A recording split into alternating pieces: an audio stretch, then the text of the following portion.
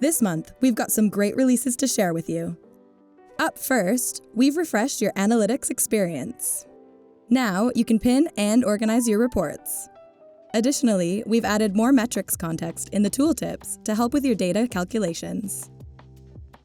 We've also added the ability to track Twitter impressions and engagement data, so the insights you need to optimize your posts are at your fingertips.